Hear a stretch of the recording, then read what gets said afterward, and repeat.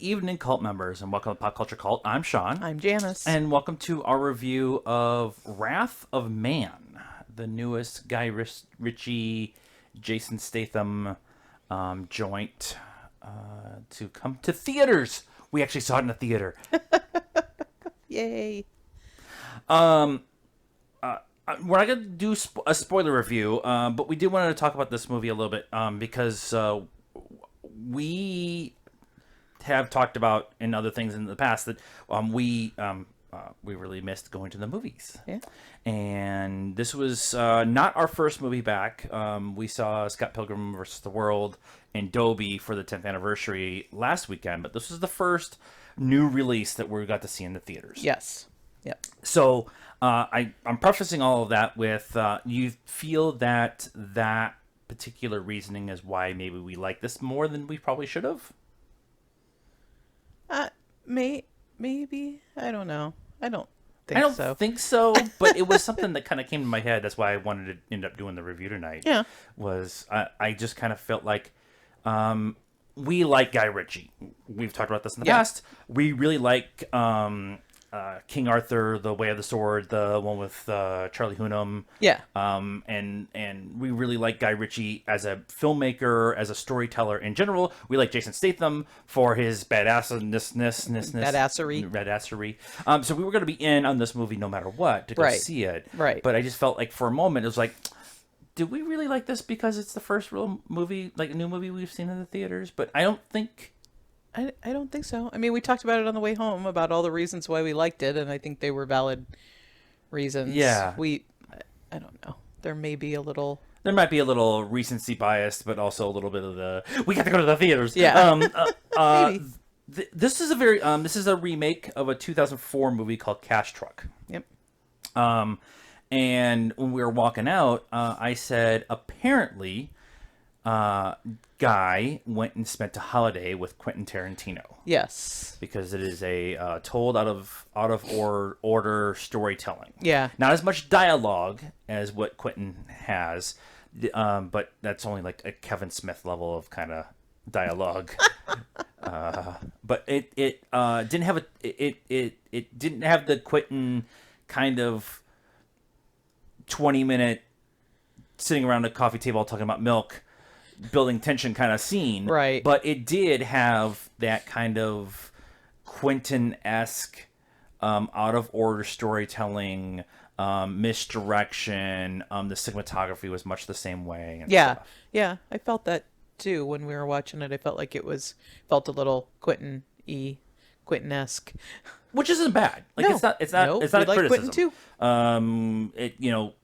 When certain people watch movies by one particular director, they want to see something different from them on a regular basis. Yeah. And if they take a style that is a known style by somebody else, people will criticize it.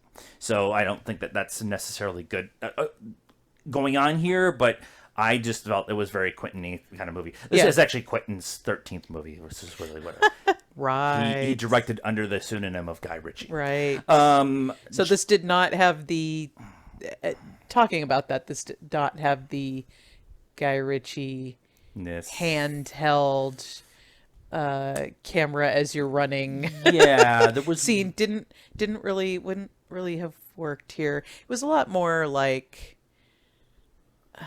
Lock, Stock, and Two Smoking Guns, or Two Smoking Barrels, or Two Smoking Barrels, or Revolver. Yeah, Revolver was kind of that spending time with a certain character to kind of get the story, but you're not really sure who's doing what, which is also a Guy Ritchie thing. But but there was a multiple times where I was like, I got it, and then I was like, no. Yeah, and I appreciated that because what did we just watch? Where as soon as somebody, the Without Remorse. Without Remorse, and as soon as a specific actor stepped into the camera, we're like, he did it. Yep. He's the bad guy. Bad guy. He's always the bad guy. And so, and that was kind of interesting with this was, outside of Jason Statham, there isn't a ton of mainstream leading man kind of actors in this movie. There's a lot of not want to say day players, but people you recognize but aren't always. They're always like, seventh on the call sheet. Yeah, well, Andy Garcia. Andy Garcia, right? He's in it for a but hot second. There's no, and that's okay because there's no real character building outside of Jason Statham. Right, and that character building, although cool, I still don't know who he is. Right.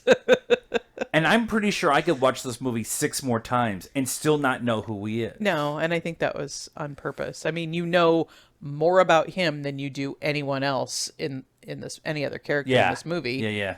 But, I mean, you still don't.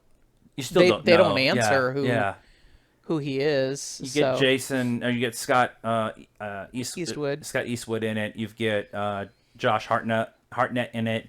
You get Hoyt McConnelly, who is one of those guys. He's like, oh, is that guy? Holt. Holt, as I said. Yeah. But it's and Mother's Milk. So but it just I just felt like the way the story was told and everything was really kind of interesting to keep you on your toes and what you're. I'm trying not to like give too much away and stuff without spoiling anything. I liked and we've talked about this in the past. We're not watching Jason Statham movies for the Oscar levelness, but I liked his. I liked how he played. He played a version that he normally plays, but it seemed like a little bit more emotional weight to it. Yes, it was a version of what he normally does, but I wouldn't say it was stereotypical Jason Statham. No. I mean, I think he said like 5 words in the whole movie. Yeah. Which was kind of interesting that your main guy, like we were saying, like has all this mystery behind it. Yeah. And so I just thought that was kind of interesting. There's some there's a scene at the end. I don't want to spoil anything, but there's a scene at the end where decisions were made, and I am here for every decision that was made storytelling wise in that last scene.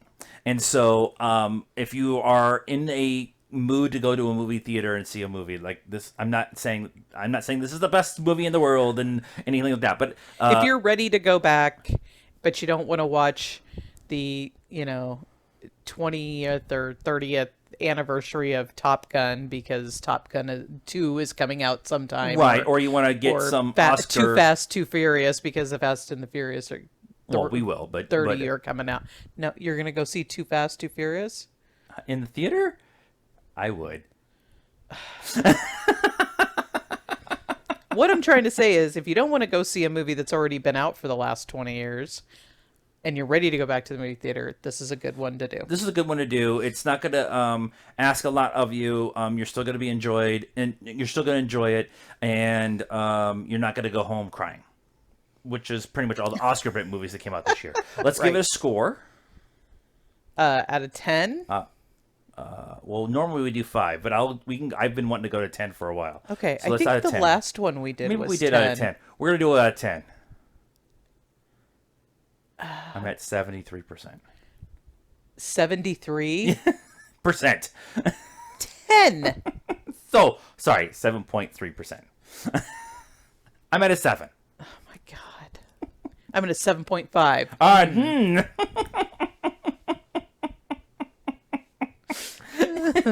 We are getting punchy. We're going to go to bed. So that is our thoughts on Wrath of Man. Let us know what you thought in the comments down below. Please be nice. That's a requirement around here. And like we said, we're tired. Like this video, subscribe to the channel, hit the bell for notifications, and follow us on all the social media stuff: Facebook, Instagram, Twitter, and TikTok. And until next time, cult members, good afternoon, good evening, and good night.